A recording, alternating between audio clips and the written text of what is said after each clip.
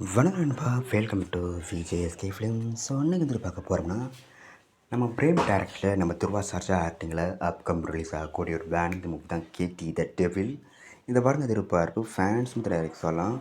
So இந்த படத்தில் star cast பார்த்தீங்கன்னா நம்ம துருவா சர்ஜா, ரவிச்சந்திரன், சஞ்சய் தத், நோரா பெட்டாக்கி, ரமேஷ் அரவிந்த் மற்றும் பல கடை ஸ்டார் காஸ்ட் இந்த படம் இருக்காங்க.